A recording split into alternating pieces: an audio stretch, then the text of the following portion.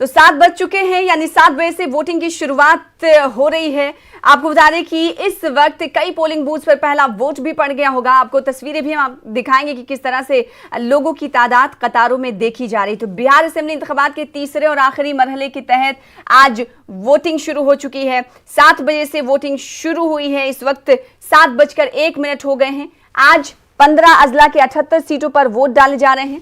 78 सीटों पर कुल उम्मीदवारों की तादाद की अगर हम बात करेंगे तो 1204 है, जिनमें से 1094 मर्द उम्मीदवार हैं। वहीं खवातीन उम्मीदवारों की तादाद 110 है।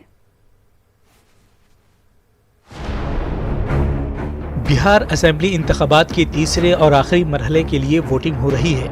आइए आपको तफसील से पूरी जानकारी देते हैं। तीसरे और आखिरी मरहले में 15 अजला के 78 सीटों पर वोट डाले जा रहे हैं। तीसरे मरहले में 78 नशिस्तों के लिए 1204 उम्मीदवार मैदान में हैं। 1094 मर्द उम्मीदवार, 110 खवातीन उम्मीदवार, 2,35,54,071 वोटर्स, 1,23,25,780 मर्द वोटर्स, 1,12,05,378 खवातीन वोटर्स, 894 थर्ड जेंडर वोटर्स भी हक रायदही का इस्तेमाल कर रहे हैं। 22,019 सर्विस वोटर भी वोटिंग में शामिल हैं।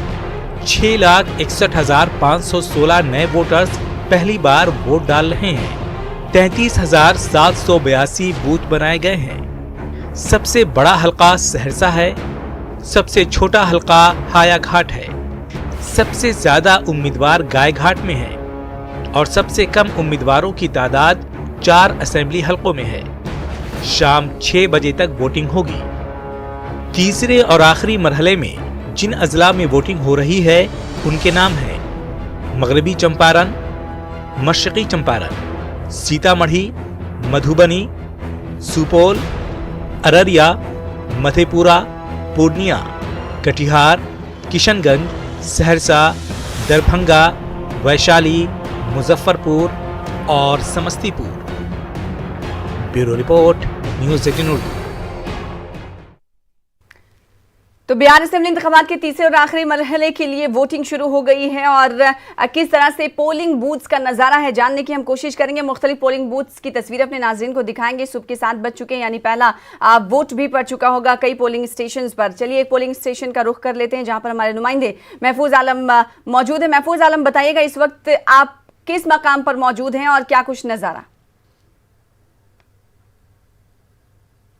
देखिए सना, ये दरभंगा शहरी असेंबली हलका है जहां हम लोग मौजूद हैं और जैसे ही पोलिंग बूथों पे 7 बजे का वक्त हुआ, 7 बज के कुछ मिनट अभी हुए हैं, वैसे ही लोग जो है पोलिंग बूथों पर जो है लाइन में लगकर खड़े हो गए। आप देखिए कि यहाँ तमाम तरह के इंतजामात कोविड-19 को देखते हुए किया गया है। कोरोना की मुद्दत कार में इंतखाब हो रहा है तो सोशल डिस्टेंसिंग का यहाँ पूरी तरीके से फॉलो किया गया है। बाकायदा गोला बनाया गया है जिसमें लोग खड़े हैं। उसी तरह सैनिटाइज का भी इंतज़ाम है, ग्लव्स का भी इंतज़ाम है। तो इस पोलिंग बूथ पर कोविड को देखते हुए तमाम इंतजामात किए गए हैं।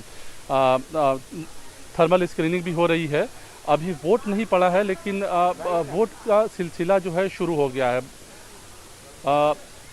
आप देखिए कि 1 से 2 लोग जो है अभी अंदर में गए हैं पोलिंग बूथों पर, उन्हें सैनिटाइज और तमाम चीजें कर महफूज आलम तस्वीरें दिखाइएगा। साथ ही साथ एक बार फिर से हमारे नाज़रीन को बताइए कि आप किस मकाम की तस्वीरें दिखा रहे हैं और अगर जो वोटर पहुंच रहे हैं, हालांकि आपने कहा कि पहला वोट अभी पड़ा नहीं है, जो वोटर पहुंच रहे हैं उनके जहन में परेशानियां क्या है, किन मुद्दों को वो जहन में रखकर आज पोलिंग बूथ पर पहुंच रहे हैं, जानने की कोशिश करिएगा। देखिए ये बड़ा सवाल है, हम दिखाने की कोशिश आपको करते हैं। ये दरभंगा असेंबली हलका है। दरभंगा में कॉम्बिनेशन जो रहा, ये दरभंगा का बीजेपी का सीट है। बीजेपी के एमएलए संजय सरावगी यहाँ से निकलते रहे हैं। इस बार यहाँ मुकाबला अजीम इत्तेहाद और एनडीए के बीच में सीधे सीधे है। जो लोग आए हैं पहले वोट डालने के लिए थर्ड फेज में इस पोलिंग बूथ पर हम बात करने की कोशिश करेंगे। बताइए साहब, दरभंगा के अगर मसले को देखा जाए, वोट आज आप लोग डालने जा रहे हैं तो क्या जहन में ख्याल रहता है, क्या कहेंगे? दरभंगा के इशू क्या है, मुद्दे क्या हैं? मुद्दे बदलाव का, विकास का मुद्दा है। जो विकास करेगा वही गद्दी पर बैठेगा। चलिए हम लोग यहाँ बात करते हैं, आप बताएं। जी, विकास का मुद्दा 15 साल में कुछ नहीं हुआ है। पढ़ाई विकास चाहिए, पढ़ाई लिखाई दवाई ये सब चीज़ की कमी है। चलिए, तो आप देखें कि ये दरभंगा जो है अक़लियती ज़िला है। अक़लियती ज़िला के नाम से दरभंगा को जाना जाता है।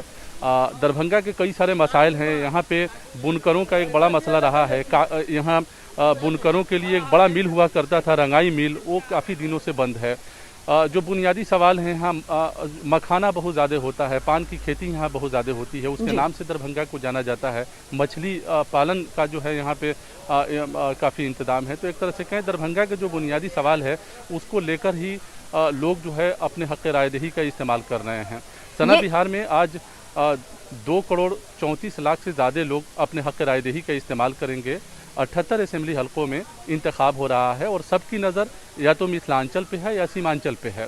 सीमांचल की 24 सीटों पर तमाम सियासी पार्टियों की नज़र है और वहाँ के तमाम असेंबली हलकों पर शाहरुखी मुकाबला देखने को मिल रहा है। MIM भी जो है एक वहाँ पे अपनी ज़मीन तलाश कर रही है। तो जाहिर है NDA और अजीम इत्तेहाद के साथ साथ MIM को भी, जो ग्रैंड सेकुलर डेमोक्रेटिक फ्रंट है, उसको भी इनकार नहीं किया जा सकता है। तो सीमांचल में जो है शाहरुखी मुकाबला है। दरभंगा यानी मिथिलांचल जो जहाँ पे भी अक़लियतों की बड़ी आबादी है, तो दरभंगा के 5 असेंबली हलके पर आज आखिरी मरहले में वोटिंग हो रहा है, जिसमें दरभंगा शहर का हिस्सा शामिल है। केवटी है जहां RJD के दिग्गज लीडर अब्दुल बारी सिद्दीकी इंतखाबी मैदान में हैं। हया घाट है, बहादुरपुर है। तो एक तरह से कहें आज कई दिग्गजों की भी किस्मत दाव पर लगी है। बिल्कुल, सियासी इक्वेशन को एक बार फिर से हम समझने की कोशिश करेंगे, लेकिन महफूज हमसे जुड़ने से पहले जाहिर सी बात आप पोलिंग बूथ पर मौजूद रहे होंगे और जो खूबसूरत तस्वीर हम तक पहुंचाई कि पोलिंग शुरू होने से पहले ही लोग मौजूद थे वहां पर, तो कितने बजे से लोगों का आना शुरू हो गया था? देखिए 7 बजने से पहले, यानी कि लोग जो है 6 साढ़े 6 से यहाँ पे पोलिंग बूथों पर मौजूद थे। लोग ये चाहते हैं कि पहले हम वोट देकर ये जिम्मेदारी से फारिग हो जाएं, क्योंकि जमहूरियत के इस अजीम त्यौहार में हर शख्स अपनी शिरकत को यकीनी बनाना चाहता है। सुबह के वक्त में लोग आते हैं, फ्री रहते हैं, वो चाहते हैं कि सुबह सुबह जो है वो वोट दे दें, लोगों से अपील भी कर दें। तो जब हम लोग इस पोलिंग बूथ पर पहुँचे तो लोग जो है पहले से यहाँ पे मौजूद थे, हालांकि वक्त नहीं हुआ था, और जैसे ही वक्त हुआ लोग दौड़कर बिल्कुल आकर लाइन में लगे हैं ताकि वो वोट दें और वोट देकर निकलें। आपसे अगर जानना चाहें, आप वोट देने आए हैं यहाँ पे, जाहिर है बहुत सारे सवाल जहन में रहते हैं तरक्की को लेकर, विकास को लेकर, दरभंगा के बुनियादी सवाल को लेकर, तो क्या कहेंगे? सर यहाँ का जो है ना, सबसे जो है एक ही DMCH है दरभंगा के अंदर, और उसमें भी जो है इलाज गरीब का सही से हो नहीं पाता है। यहाँ तो अब एम्स बनाने की भी बात है, वजीर आजम भी यहाँ आए हुए थे और रैली करने, तो ये मतलब तमाम सवाल को आप लोग देख रहे हैं। कहने और करने में तो सर फर्क है ना, कहने में और करने में फ़र्क है। अभी तक जो है हम लोग गरीब को समझिए कि किसी तरह का कोई साधन नहीं है। चलिए, यानी रोजगार भी एक सवाल है ना, रोजगार भी एक सवाल है। आप बताएं सर, आप कुछ कहना चाहेंगे? आप कुछ कहना चाहेंगे? आप भी सुबह सुबह जो है वोट डालने आए हैं यहाँ पे, तो विकास के मुद्दे पर वोट डाल रहे हैं, क्या परेशानी है? आपने तो देखा है काफी हम लोग के साथ नहीं, कोई हम लोग को परेशानी नहीं है। शहर की हालत सब ठीक है? हाँ ठीक। चलिए, आपसे बात करना चाहेंगे, वोट डालने आए हैं, दरभंगा के क्या हालात हैं आप लोगों की नज़र में? दरभंगा के हालात है ना उतना ठीक नहीं है। सरकार है ना, ये है ना बेईमानी किया है जो नीतीश सरकार के किए गए कामकाज से खुश नहीं है क्या? बीजेपी के साथ नहीं जाना चाहिए। चलिए आप देखिए कि लोगों में जो है, जाहिर है लोग जो है कई तरह के बातों को जो है अपने जहन में रखते हैं जब वोट डालने आते हैं, और लोगों के जहन में ये सवाल सबसे ज़्यादा अहम रहता है कि जो भी उम्मीदवार उनके इलाके की कमान संभाले वो कहीं ना कहीं जो है शहर को लेकर, हल्के को लेकर जो है काम करे। आपने वोट डाल दिया है? सुनिए, वोट डाल दिया आपने? नहीं। अच्छा, चलिए, तो आपने देखा कि तो हमारे नाजरीन को महफूज एक पोलिंग बूथ जो कि दरभंगा में मौजूद है वहां से तस्वीरें दिखा रहे हैं, और साथ ही साथ इन तस्वीर में आप देख सकते हैं कि किस तरह से सोशल डिस्टेंसिंग पर अमलावरी की जा रही है। लोग दूरी बनाकर खड़े हुए हैं और यही दूरी मुख्तलिफ पोलिंग स्टेशन पर दिखाई दे, यही उम्मीदें हैं, क्योंकि गुज़िश्ता 2 मरहलों में हमने देखा कि कई ऐसे मकामात रहे जहां पर खास नज़्म नहीं रहा, थर्मल स्क्रीनिंग की सहूलियात नहीं रही, साथ ही साथ मास्क और ग्लव्स के हवाले से भी कोई तैयारी कुछ मकामात पर, कुछ पोलिंग स्टेशन पर नहीं देखी गई। लेकिन तस्वीर इस वक्त देखिए, वोट करके एक वोटर बाहर निकले हैं, महफूज उनके साथ मौजूद हैं। वोट करने के बाद ये वोटर क्या कुछ कहना चाहेंगे, महफूज जरा बात करिएगा।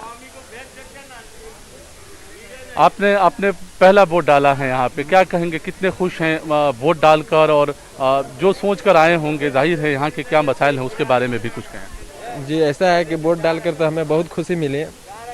आप लोगों को सबको पता है कि देश की हालत कैसी है, और हमारी दरभंगा की हालत क्या है? रोजगार पे वोट डाल रहे हैं, तरक्की पे? रोजगार पे वोट डाले हैं, तरक्की पे वोट डाले हैं, और हम जिसको भी वोट डाले हैं हम यही चाहते हैं कि वो हमारे रोजगार की जुगाड़ करें। चलिए, तो आपने सना देखा कि पहला वोट जो है इस पोलिंग बूथ पे पड़ा है, और जो वोट डालकर निकले हैं, आपका नाम क्या हुआ? मोहम्मद अंजार इनका नाम है। वोट डालकर निकले हैं तो ये कह रहे हैं कि तरक्की और डेवलपमेंट के नाम पर जो है इन्होंने वोट डाला है, और जो भी जीत कर यहाँ जाए वो काम करें। आपने भी वोट डाल दिया? पहला गिराया हमने 181 पे पहला वोट, और ये किए हैं बदलाव के लिए हम लोग ने वोट गिराया है, क्योंकि ये जो झुट्टा सरकार है उसको। चलिए, सरकार पे मत जाइए, मतलब पहला वोटर कह रहे हैं, लोगों से क्या कुछ अपील करेंगे महफूज आलम? बदलाव के नाम पर डाला है, सीधा बदलाव के नाम पे, बिल्कुल बदलाव के नाम पे चेंजिंग चाहिए। लोगों से क्या अपील करेंगे कि लोग बड़ी तादाद में आए? वोट तादाद में हम जा रहे हैं, बस्ती में जितने भी लोग हैं सबको लाएंगे अभी, और ज्यादा से ज्यादा वोट गिराएंगे। इनसे पूछिए कि ये किन मसाइल को लेकर अपने जहन में यहाँ पहुंचे हैं। पहला वोटर है मोहम्मद मिराज खान नाम है। ठीक है महफूज आलम, दूसरे वोटर अगर बाहर आए वोट करने के बाद, उनसे बात करने की कोशिश करिएगा। इस वक्त दूसरी तस्वीरें भी टीवी स्क्रीन पर आपको दिखा रहे हैं। सिक्योरिटी के पुख्ता इंतजाम किए गए हैं और सोशल डिस्टेंसिंग का भी खास अमल देखने को मिल रहा है। इस बीच एक बड़ी खबर का रुख कर लेते हैं। वजीर आजम नरेंद्र मोदी ने ट्वीट किया है। बिहार असेंबली इंतखाबात को लेकर पीएम मोदी का ये ट्वीट है। ट्वीट के जरिए पीएम मोदी तमाम राय दहिंदगान से अपील कर रहे हैं। उन्होंने कहा है कि जमहूरियत के जश्न में ज्यादा से ज्यादा हिस्सा लें, वोटिंग फीसद का नया रिकॉर्ड बनाएं, मास्क और सोशल डिस्टेंसिंग का जरूर रखें ख्याल। वजीर आजम नरेंद्र मोदी अपने ट्वीट के जरिए ये कहते हुए नजर आ रहे हैं कि तमाम राय दहिंदगान वोट करें, पोलिंग बूथ पर पहुंचे और जमहूरियत के जश्न में शामिल हों। बिहार असेंबली इंतखाबात में आज तीसरे और आखिरी मरहले के तहत वोटिंग हो रही है और आखिरी मरहले पर तमाम सियासी पार्टियों की, तमाम इत्तेहाद की नजर रही। इसलिए हमने देखा कि कई सियासी पार्टियां धुआंधार रैलियां करती हुई देखी गई। इस बीच जब आज वोटिंग का अमल शुरू हो चुका है, लोग पोलिंग बूथ पर पहुंच रहे हैं डालने के लिए। इस बीच पीएम मोदी ने ट्वीट किया है। उन्होंने कहा है कि वोटिंग का एक नया फीसद बनाए, यानी रिकॉर्ड बनाए, सोशल डिस्टेंसिंग और मास्क लगाना ना भूले, यानी इसका जरूर ख्याल रखें। साथ ही साथ पीएम मोदी ये कहते हुए नजर आ रहे हैं ट्वीट के जरिए कि जमहूरियत के जश्न में ज्यादा से ज्यादा हिस्सा लें। चलिए दूसरी तस्वीरें भी टीवी स्क्रीन पर हम आपको दिखाएंगे जो मुख्तलिफ मकामात की होगी, किस तरह से सोशल डिस्टेंसिंग पर अमल किया जा रहा है, क्योंकि बिहार ऐसी रियासत है जो कोरोना वबा के दरमियान हिंदुस्तान में पहली रियासत बन गई है, इंतखाबात करा रही है और एक बड़ा चैलेंज भी बना रहा इलेक्शन कमीशन के सामने। इस वक्त दूसरी बड़ी खबर का रुख कर लेते हैं जो कि दरभंगा से आ रही है।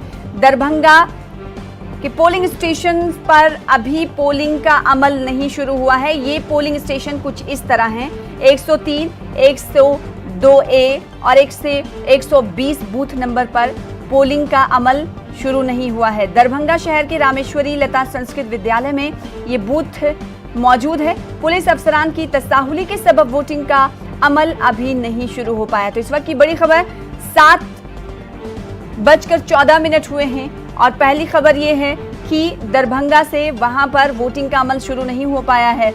वोटिंग का अमल, अब सवाल उठता है कि क्यों शुरू नहीं हो पाया, तो पुलिस अफसरान की तसाहुली बताई जा रही है जिसकी वजह से वोटिंग का अमल अभी नहीं शुरू हो पाया है। यानी 15 मिनट हो चुके हैं, अभी पहला वोट नहीं पड़ा है। दरभंगा शहर के रामेश्वरी लता संस्कृत विद्यालय में कायम बूथ नंबर 103, 102A और 120 बूथ को लेकर ये तफसीलात आपको दे रहे हैं।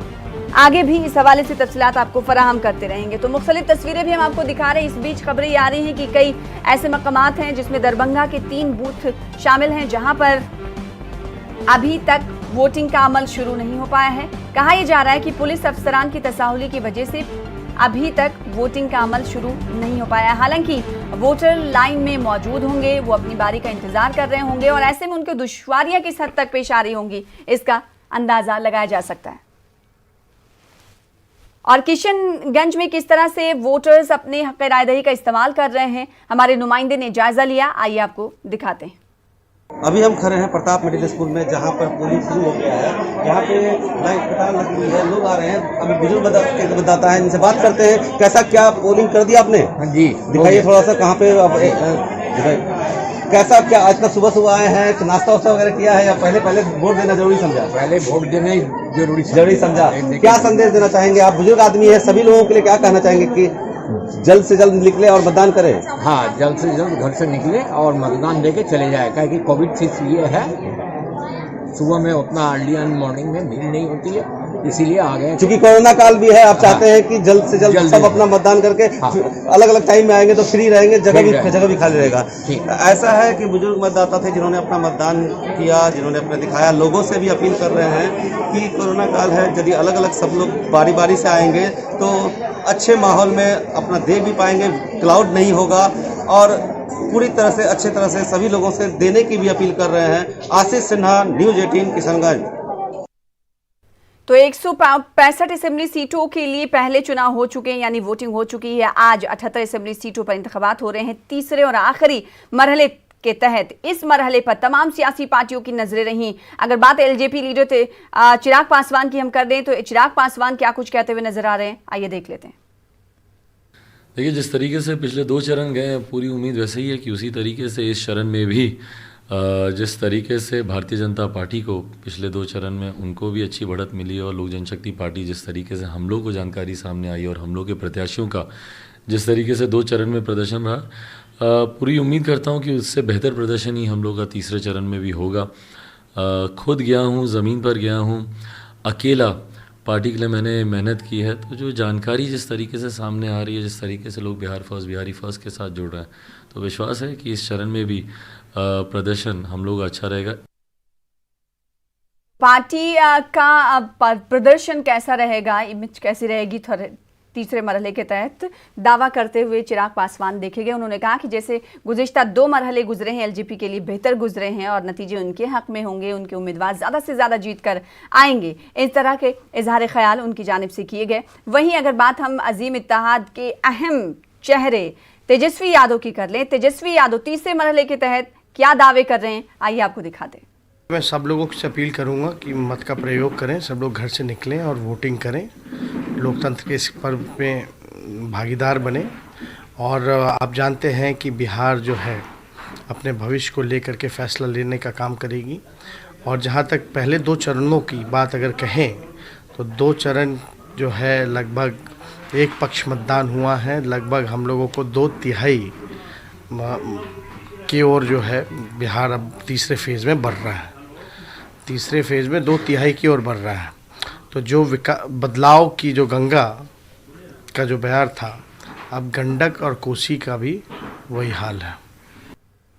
तो कई अजला हैं जिन पर सभी की निगाहें टिकी हुई हैं। तेजस्वी यादव को आप सुन रहे थे, उन्होंने दावा किया कि 2/3 बहुमत यानी अक्सरियत के साथ उनकी सरकार बनेगी। तो इस बार ना सिर्फ एनडीए और अजीम इत्तेहाद भी मैदान में नहीं है, सेकुलर फ्रंट ग्रैंड अलायंस उनका मैदान में है, तो वहीं पीडीए यानी प्रोग्रेसिव डेमोक्रेटिक अलायंस जो आरएलएसपी के साथ मिलकर एमआईएम ने बनाया है, पीडीए माफ़ कीजिएगा, जन अधिकार पार्टी पप्पू यादव की ये अलायंस है, इसमें कई पार्टियां हैं और ये अलायंस भी अपना दावा कर रहा है कि उनके भी अच्छे खासे उम्मीदवार जीत कर आएंगे। पप्पू यादव किस तरह के दावे कर रहे हैं और क्या कुछ आवाम से कह रहे हैं, आइए आपको सुनाते हैं। लालू यादव जी का बैकवर्ड फॉरवर्ड अखलाक, और इस बार तो ऐसा कमजोर कायर मजबूर इंसान क्यों सीएम बनना चाहते हैं? बिहार की राजनीति से संन्यास लीजिए, केंद्र में जाके कीजिए, संन्यास का कोई बात होता नहीं। जनता वोट क्यों दे?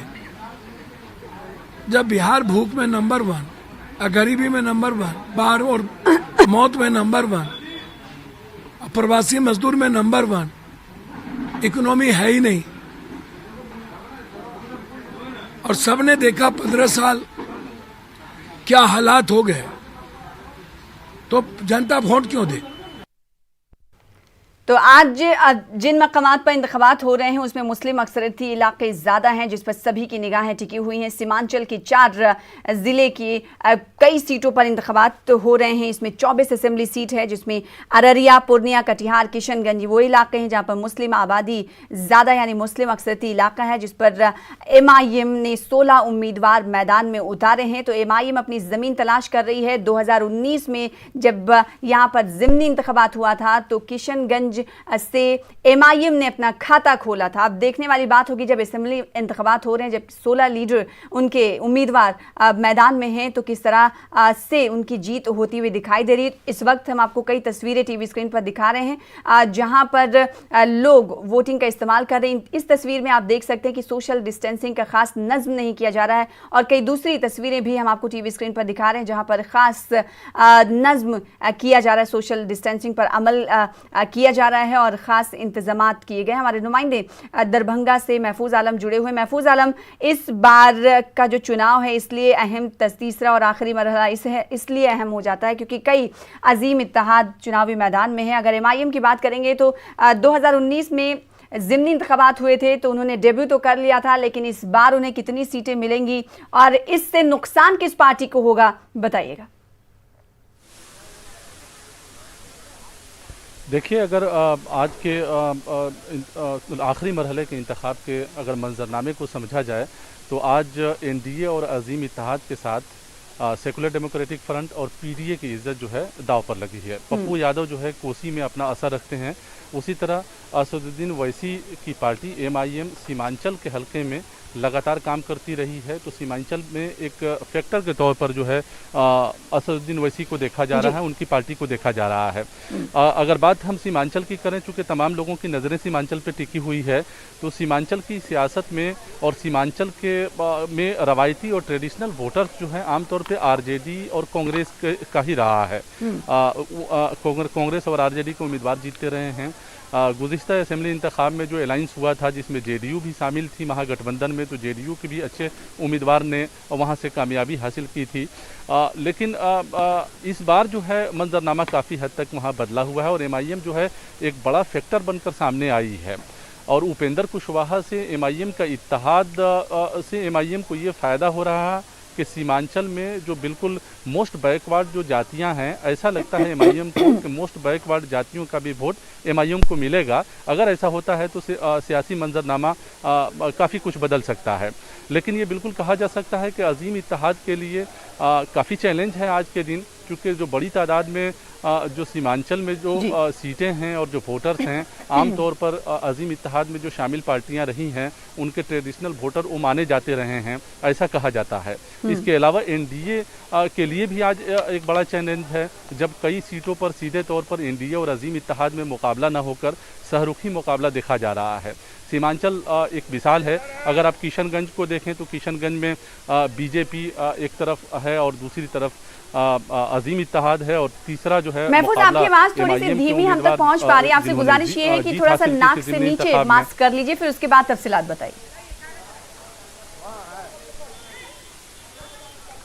देखिए, सवाल यहाँ ये है कि अजीम इत्तेहाद जो है, अजीम इत्तेहाद और NDA के बीच में आमतौर पर मुकाबला होता रहा है, सीमांचल के इलाके में भी और कोसी के इलाके में भी। इस बार के इंतखाब में ये वाज़ेह है कि कोसी में पप्पू यादव एक फैक्टर हैं, उनका अलायंस एक फैक्टर है, तो जाहिर है अजीम इत्तेहाद और NDA को वहाँ पे कहीं ना कहीं कुछ सीटों पर मुसीबत उठानी पड़ सकती है या बड़ा चैलेंज का सामना करना पड़ सकता है। सीमांचल में MIM जो है एक बड़े फैक्टर के तौर पर सामने आया है। अजीम इत्तेहाद और NDA के बीच में आमतौर पर सीमांचल में लड़ाई होती रही है। आपके पास पहुंचेंगे सेकुलर डेमोक्रेटिक अलायंस। इस वक्त बड़ी खबर आ रही है सुपौल का, जिसका रुख कर लेते हैं। तो सुपौल से बड़ी खबर आपको दे रहे हैं, जहां पर 126 और 128 बूथ नंबर पर EVM में खराबी की खबर है। 128 मॉडल बूथ है जहां पर EVM खराब है। अब आप अंदाजा लगा सकते हैं, जब मॉडल बूथ में ऐसी हालत है तो नॉर्मल बूथ का हाल क्या होगा। तो इस वक्त की बड़ी खबर आपको सुपौल से दे रहे हैं। सुपौल के 126 और 128 बूथ नंबर पर EVM खराब है, यानी वोटिंग का अमल अभी शुरू नहीं हुआ होगा और लोग बेसब्री से अपनी बारी का इंतजार कर रहे होंगे। जबकि 128 बूथ नंबर मॉडल बूथ करार दिया गया है, उसके बावजूद ईवीएम में खराबी की खबर मौसूल हो रही है। दूसरी बड़ी खबर का रुख कर लेते हैं जो कि दरभंगा से है। दरभंगा से इस वक्त की दूसरी बड़ी खबर का रुख करेंगे, जहां पर पोलिंग के अमल में रखना पड़ा है। 225 जिला बूथ नंबर 225 है, जिला स्कूल में पोलिंग बूथ का कयाम किया गया है। दूसरी बड़ी खबर का रुख कर लेते हैं। इस वक्त सुपौल की हम बात कर रहे हैं। सुपौल के अलावा दरभंगा की तफसीलात भी हम आपको देंगे और उस तफसीलात से आपको अंदाजा होगा कि किस तरह से आज आखिरी मरहले के तहत वोटिंग हो रही है और आखिरी मरहले के तहत हो रही वोटिंग में रखना अंदाजी की खबरें मौसूल हो रही हैं। तो दूसरी बड़ी खबर का लगातार मैं आपको बोल रही हूं और अब दूसरी बड़ी खबर की तफसीलात दे दूं। 225 बूथ नंबर के जिला स्कूल पर पोलिंग के अमल में रखना अंदाजे की खबर है। ईवीएम में गड़बड़ी की वजह से वोटिंग नहीं हो रही है। तो इस वक्त की दूसरी बड़ी खबर आपको दरभंगा से दे रहे थे और इससे पहले सुपौल की हम बात कर रहे थे, जहां पर 2 पोलिंग स्टेशन पर अभी पोलिंग की शुरुआत नहीं हो पाई है, ईवीएम खराब है। और दरभंगा में भी कमोबेश सूरत हाल यही है, ईवीएम में गड़बड़ी की वजह से वोटिंग का अमल शुरू नहीं हो पाया है, वोटिंग नहीं हो रही है। 225 बूथ नंबर जो कि जिला स्कूल में कायम है, वहां पर पोलिंग के अमल में रखना पड़ा है। एक बार फिर से रुख कर लेते हैं अपने नुमाइंदे महफूज आलम का, क्योंकि महफूज आलम मुस्लिम अक्सरियती इलाका है सीमांचल, इस पर सभी की निगाहें टिकी हुई रही। हमने देखा कि एक तरफ तो वैसी धुआंधार रैलियां करते हुए नजर आए, तो वहीं एनडीए भी पीछे नहीं रही। इस जिले में जब हमने देखा कि कई मकामात पर एनडीए की 30 से 32 रैलियां एक दिन में होती हुई दिखाई दी, तो वहीं अजीम इत्तेहाद भी काफी सरगर्म रहा। यानी तमाम सियासी पार्टियों ने अपने वोटरों को अपनी जानिब राग़िब करने की भरपूर कोशिशें की और कोई भी मुद्दा हाथ से जाने नहीं दिया।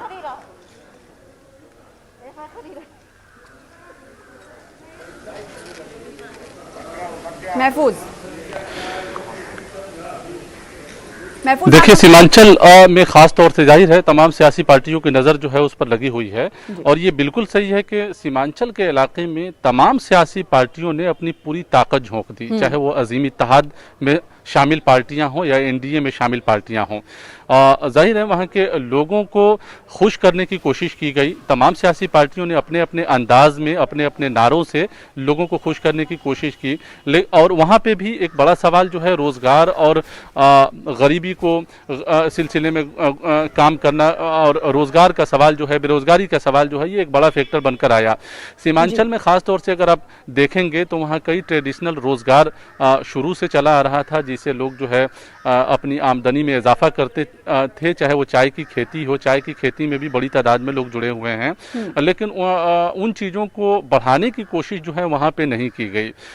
सीमांचल में जाते वक्त ज़रूर अच्छी सड़कें मिलती हैं, 4 लेन से लोग जाते हैं और काफ़ी खुश होते हैं, लेकिन 4 लेन से उतरकर जैसे ही आप किशनगंज, अररिया, पूर्णिया और कटिहार के असेंबली हलकों का दौरा करेंगे तो खस्ताहाली जो है आपका वेलकम करती है। बड़ी तादाद में ऐसे लोग हैं जिन्हें 2 वक्त का रोटी का सवाल उनके सामने खड़ा रहता है। किशनगंज में ही वो पोठिया ब्लॉक है जिसे कहा जाता है कि एशिया का सबसे बैकवर्ड ब्लॉक है। लोगों के पास पहनने को ठीक से कपड़ा नहीं रहता है, खाने को नहीं रहता है और झोपड़ी के घरों में रहते हैं। तो जो दावे तमाम सियासी पार्टियों ने किए हैं वो दावे पूरे नहीं हुए हैं। हालांकि उस हलके की नुमाइंदगी एक से एक दिग्गज सियासी रहनुमाओं के हाथों में रही है। लोकसभा के इंतखाब में सैयद शाहनवाज हुसैन ने उस इलाके की नुमाइंदगी की है। एमजे अकबर इस हवाले से मजीद तफसीलात आपसे लेते रहेंगे क्योंकि कमर्शियल ब्रेक पर जाना है महफूज। और मुस्लिम अक्सरियती इलाके सीमांचल में आज वोटिंग हो रही है, तो वहीं अगर चंपारण की 8 सीटों की बात करेंगे जहां पर उपेंद्र कुशवाहा की किस्मत दांव पर है, यहां पर भी आज वोटिंग हो रही है। तो मिथिलांचल की 10 सीटों पर वोटिंग हो रही है, कोसी में भी इसी तरह से वोटिंग हो रही है। वोटिंग की पल पल अपडेट आपको देंगे, तस्वीरें भी दिखाएंगे, लेकिन छोटे से ब्रेक के लिए रुकेंगे, ब्रेक के बाद चल लौटेंगे।